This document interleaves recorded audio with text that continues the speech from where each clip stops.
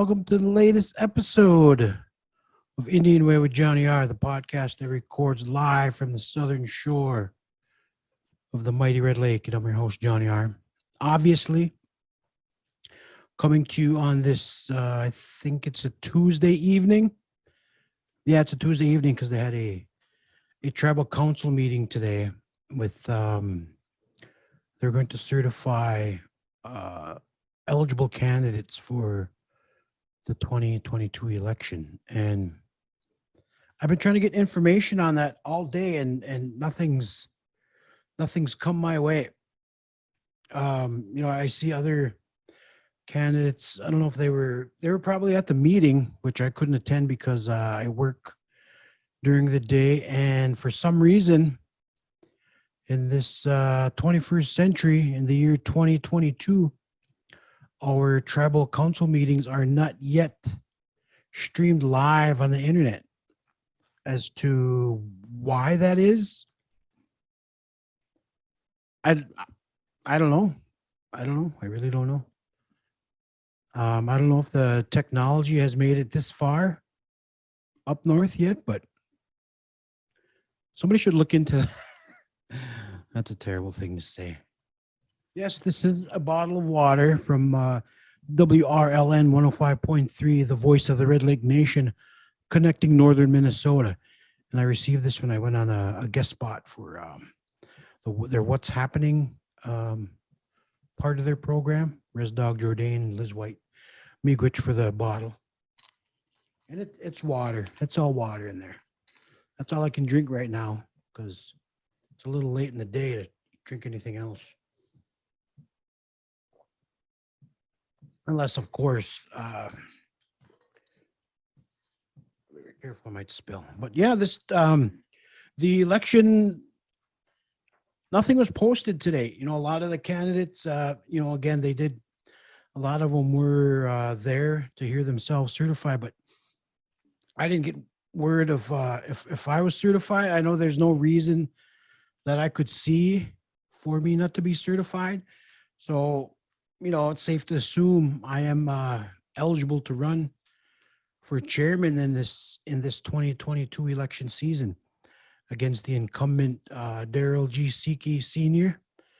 and former chairman Floyd Buck Jourdain Jr., along with Angela Strong Shubway and hereditary chief Darwin Sumner. So, again, I haven't seen anything posted yet. It's supposed to be posted tomorrow, but it would have been nice to post it today. So I don't know, because it sounds like I don't know what I'm talking about, and that's not a good sign to have something a future chairman, potential future chairman shouldn't be saying. So I don't know. We'll get to that, but yeah, it is Tuesday. I work today, full-time job, and providing for the, doing my part for the community. I was fortunate enough to be hired by the Red Lake School District in August after working at the Children's Healing Center for about what, 8-9 months, and before that Chemical Health, and before that Family and Children's Services, which is now Obiminoa Gidinawema Gunanadug, which means uplift our relatives, or uplifting our relatives, and as a child protection case manager, which where I learned a lot. I learned a lot about what our families are going through in the Red Lake Nation, and it's not pretty. A lot of people have a lot of work to do. Sometimes it's of their own doings, but then other times there are issues some people need help with, like mental health issues. But a lot of it is mostly addiction or alcoholism, with same thing, but well, not really, but it's a battle that we're still going to fight. I remember saying, I don't know, a couple of years ago, working with a lot of the kids, and a lot of them I noticed had behavioral issues, and I don't know if it's some of them were born to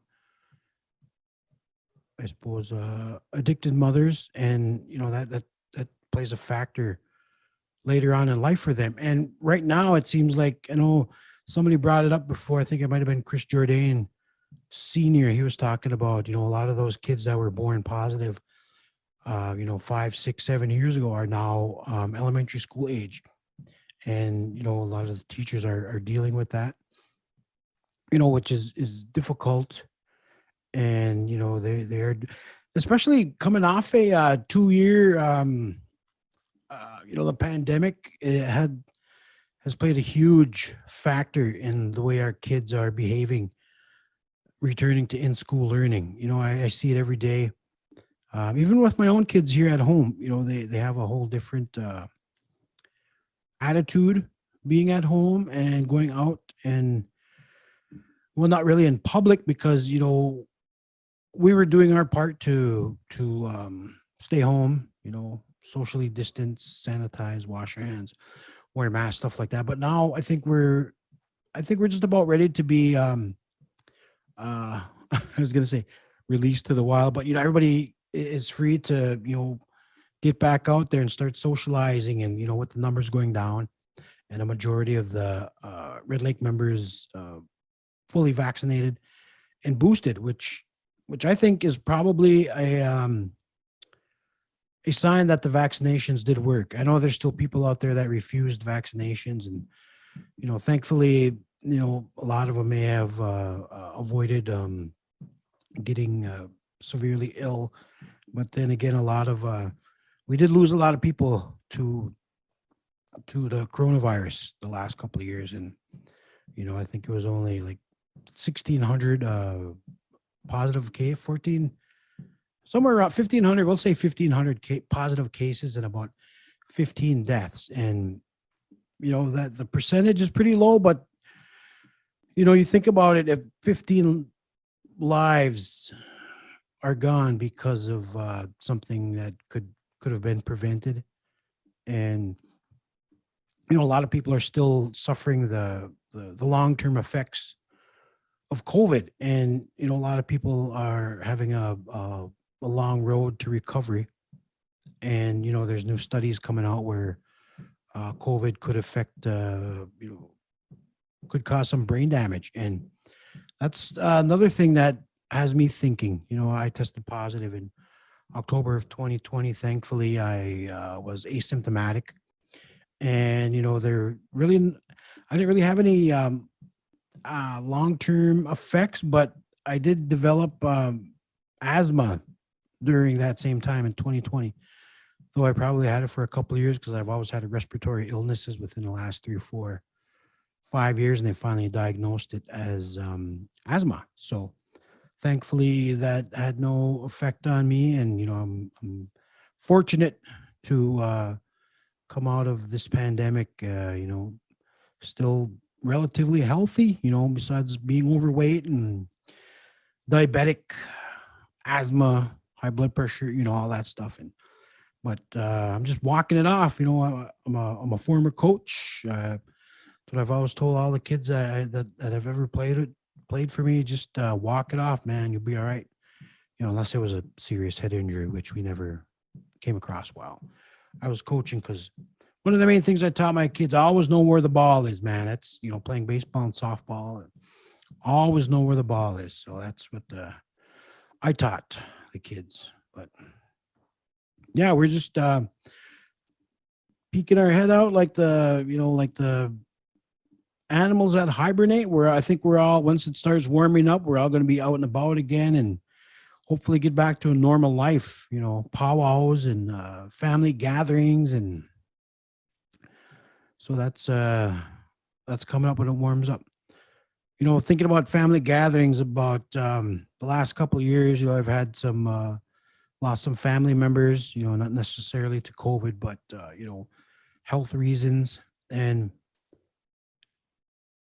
it was tough losing our family members, but it was also a comfort to have everybody come together and, visit, reminisce about our family member that we lost at the time, whatever funeral wake we were at. It was after being in uh, isolation for 2 years, it was nice to get out and just reconnect with family. And that's what we have to do with this, once seems like we're coming out of the pandemic, and there needs to be more of that.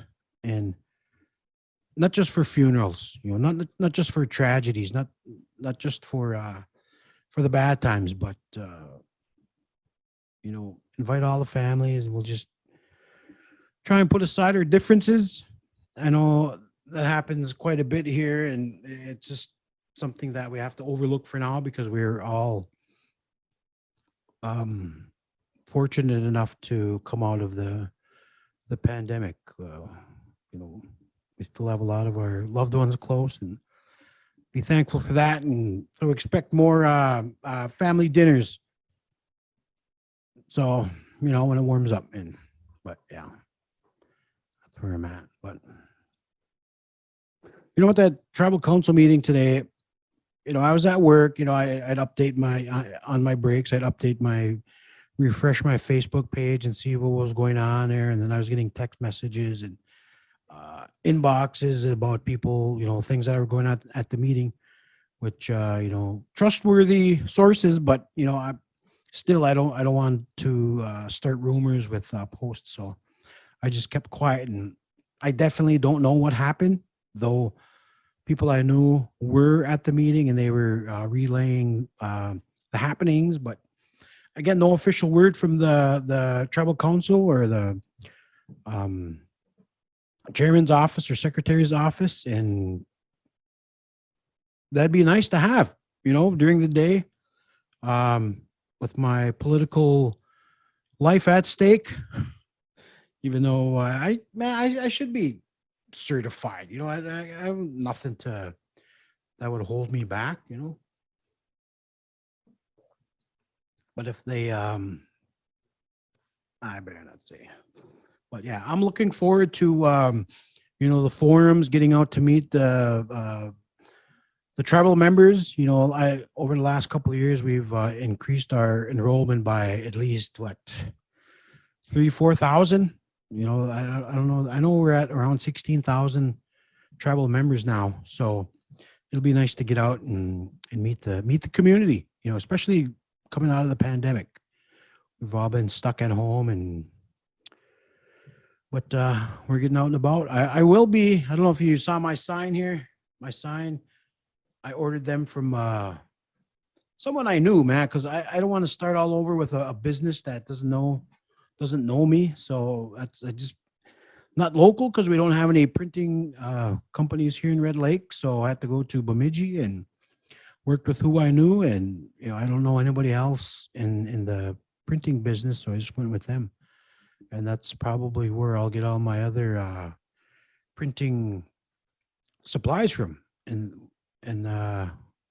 which again, I'm on minimal funds. I'm a man running for chairman, no degree, no money, just vibes, man, and we're out there to open some eyes and to let the community know us young bucks are, wow, poor choice of words. My opponent's nickname is Buck. We'll say young guns or young blood coming in. Want to shake up the system a little bit, especially, we got to make use of this technology. It's right there. I don't know why our tribal council is reluctant to stay in the 20th century. It's just time to give people more information immediately, because when we don't get information from the source, that's how rumors start. That's how trouble starts. Like today, I was getting information, but I didn't want to share it because it didn't come from me being at the council, even though I trusted the people who were telling me things. If I didn't see it and I'm just hearing it, I don't want to share unless it's verified or verified by the tribal council. So it'd be nice to get information. I know we got a radio station. It's in its infancy right now. Res Dog Jordan's doing a real good job, him and Liz White, and Jerry Loud are very productive with the radio station. And once they get in the building, they'll be on hit the ground running. So I don't know if we'd want to put a whole day's worth of tribal council meeting on the live radio. Maybe just post it, not necessarily Facebook, but YouTube page. Stream it live on the YouTube page, or I know Larissa Donovan from I forgot what she's from. She's radio down in Bemidji, and she live tweets city council meetings, and that should be something we should be doing here. The few tribal council meetings I went to, I did that a little bit, and it did get information out, straight from the source. But then there were times where I may have not heard something right, so I didn't share what that bit of information was. So it takes a real professional to sit there and live tweet, or update on Facebook as the information is coming out. And because right now we are getting our information about 6 weeks later in the Red Lake Nation newspaper, where it's actually literally paper. And I don't know why none of the tribal minutes are on the tribal website. Um, you know, just an outdated system that needs to be updated, and it's badly needed. And and a lot of these young guns coming up are pretty tech savvy, use social media quite often, so we all know what to do. We all know the tools that are available to us, and we do use them every day.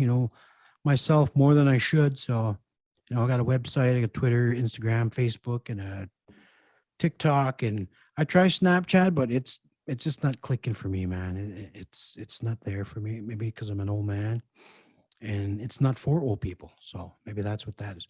But everything else, opportunities there to share information. We just gotta get on top of that, and yeah, that's probably one of the main things that needs to be addressed in this election. You know, not any more than the others. Like the drug epidemic is devastating our community. And I think it was 2017 the tribal council declared a state of emergency, where all tribal programs came together to try and battle this drug epidemic. And it's some progress is being made. Again, like I've said before, I've seen success stories from those that are suffer from addiction. They say that those that are there will always be in recovery. You never recover from addiction, but you'll always be in recovery. And I got a lot of respect for people that have were able to pick themselves up and you know uh, live a productive life. After suffering through that addiction, and see it every day, man. I know it's possible. There is help out there. I know the um, chemical health program. I've seen the peer counselors, and the staff and work there. They work really hard trying to help people, and it's just sometimes they're just not appreciated enough. And gotta understand what they're going through too. They're sacrificing a lot to help those that are suffering through addiction, and just got to give them all the respect in the world for the work they've done. Because I've worked with a lot of them, and I see a lot of them still putting a lot of themselves out there for to help the community. And we truly do appreciate all of you in the chemical health field, and have the real heroes of the Red Lake Nation. Another thing is just they call this a war on drugs, and this is a real legit war that we are fighting right now. We're losing a lot of young people. well, not just young people, we're losing a lot of our members to addiction, and it's a literal war. And I'm no military man. I don't have any you know strategies for war. I've never been. I never enlisted. I never been on a battleground of any kind except for the usual. Never mind. But when you're in a war like this, a literal war, you need some. I suppose you need some soldiers. You need some warriors to step up. And again, I'm not a military man, but I am a father. I am a husband, and if something like that ever put my family in danger, if their safety was, if they weren't safe, I would do what I could to protect them. And I would gather those around me that feel the same way, protect our own families. And that's just the way to go at this war on drugs, this war on addiction. We gotta gather everybody up because the Red Lake Nation is a family. We all know each other. We all grew up together. We've all went to each other's house to hang out and dinners, graduations, funerals. We're all part of one community, and it's just imagine your family being in danger. What would you do? You'd gather everybody up. That's pretty much what we have to do. Our laws, our law enforcement can only do so much. In the end, it's going to be the community that can put this to get us back on track. We got to stand up for each other. It's very important. We're in a very crucial point in the Red Lake Nation history, and it's just that's just the way I think of it. If any of my kids, my wife were in trouble, what would I do? And that should be no different from everybody else around here. You gather up people who will get in the trenches with you, who will protect you, you'll protect them, protect each other's family, and that's just where we are. As much as of a fairy tale as that sounds, what else are we gonna do? Wait for the great white father to come throw some more money at us and try and fix it that way? Or are we gonna, get dirty and fight this ourselves? And that's what has to be done. It's war. Think of protecting yourselves and your family, and consider everybody else in the Red Lake Nation a family. And that's just what we have to do. Put all of our differences aside, petty differences aside. Get rid of all the pettiness, and just it's going to be a battle. So, yeah, that's what I think. I don't know. Being a family man, husband, it's do what you got to do to protect your family, and that's where we are right now as the Red Lake Nation.